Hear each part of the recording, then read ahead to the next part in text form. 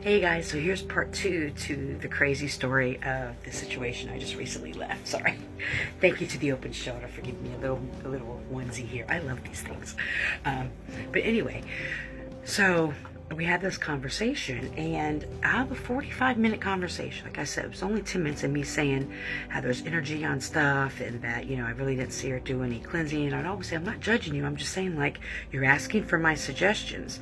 And so my suggestion is maybe you don't have to throw this shit away, but to put it away, to put it in your closet or box it up, cleanse it more, or set the intentions for your stones, or not put all so much shit together, because it was a studio and it was like she'd have galaxy lights on at night, and it was just like, it was intense. But I also understand that I am very energetically in tune to everything. Like, I can feel the electrical vibrations on the floor. That's why I love where I'm at now, because there's carpet.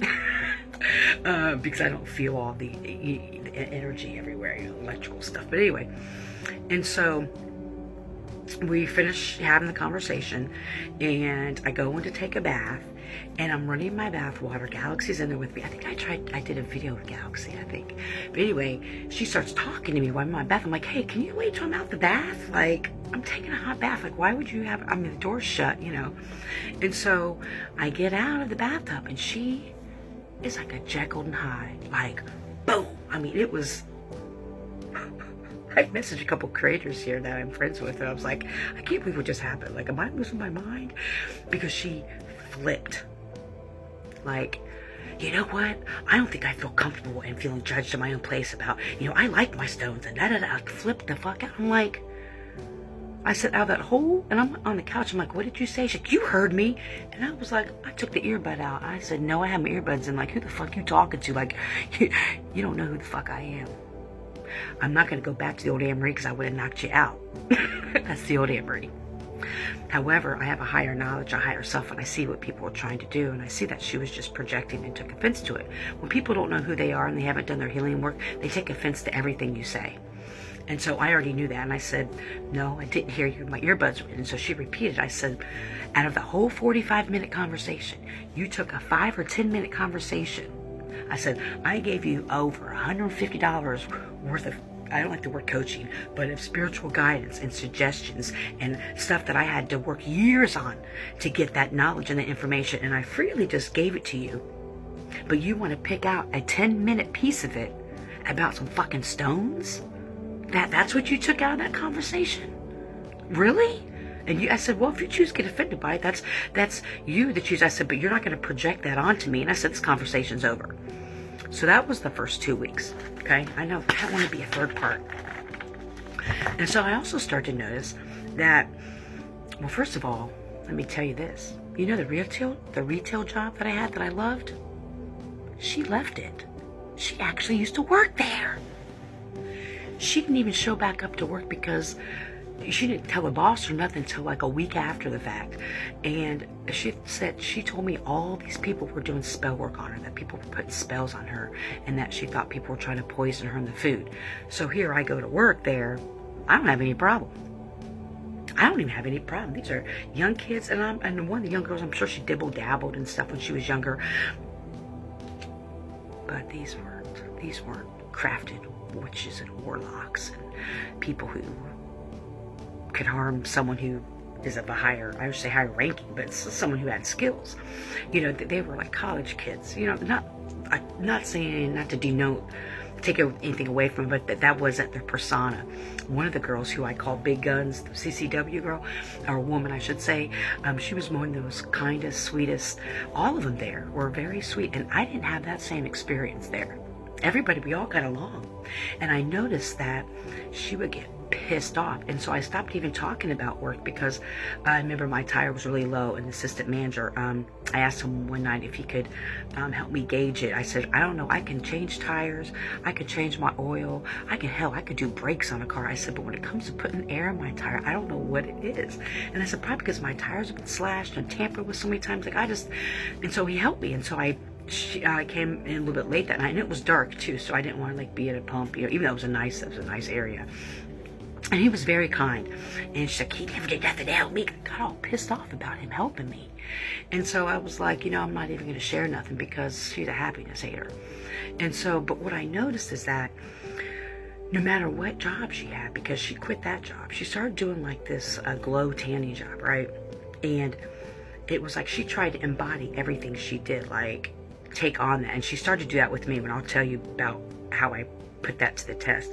But like the tanning job, then she was trying to push all their services on me, like, oh, it's like a spa, you can get this and get that. And when I tell you, it's more than someone being excited about a new career. It wasn't that. It was somebody who embodies, someone who tries to embody you, someone who tries to destiny swap, someone who, not in that situation destiny swap, but try to take, you know, someone who doesn't know who they are. They just kind of leech on to everything. And you could tell that around her stuff around her house. She must have been friends with someone who's really into essential oils, because she had all that but never used it.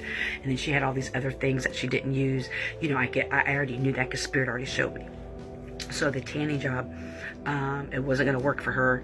And then she got a job at like a health food store. And then the second day she was in love with her manager.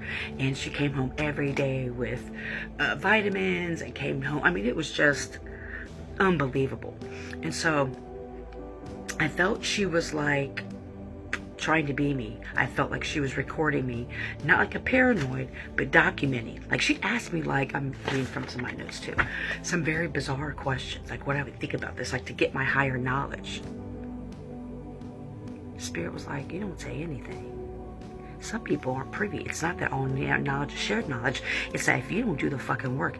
And I would always say, I encourage you to meditate and ask yourself what your spirit team is telling you, because I'm not the one to tell anybody how to do their walk. I can share what's helped me, but I'm always say, go to your team, go to your ancestors, go to your spirit God. What do they tell you to do? You know? And so Spirit told me to do certain things to test this out. Like, because I was like, she would never say spirit or never talk about certain things or even talk about certain things.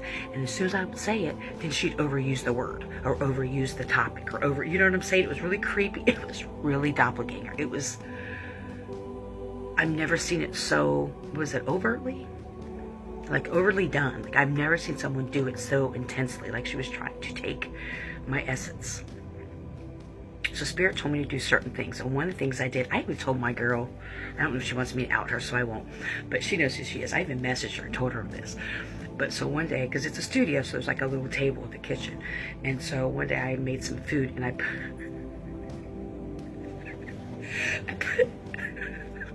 put my hand over the food like this.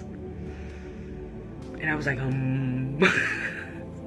over my food that I did from my like, and I was like, you know, it was like I was pulling any negative energy out of the food. I could get too paid, but Spirit told me to put it to the test. Do you know the very next day I saw her doing it? I was laying on the couch because you can see it. And I was laying on the couch, because I always, anytime she was home, I always had earbuds in because other weird shit started happening. And she started doing the same damn thing. Same damn thing. And so I noticed, you know, once I started that, it's like she started to project her past onto me. Like she would try to project things and she would like breathe really loud, like she was trying to breathe illnesses into me. Or she'd always talk about, oh my God, can you believe how bad knees can crack? Or can you believe, you know, like it was like, and here's the thing, when Spirit tells me, listen, they're trying to project their illnesses onto you. They're trying to do this, they're trying to do that. I believe it, and that's why I document shit. Because people will try to get you to forget things like that or think that you're crazy. And it was, like I said, she would do breath stuff. She would,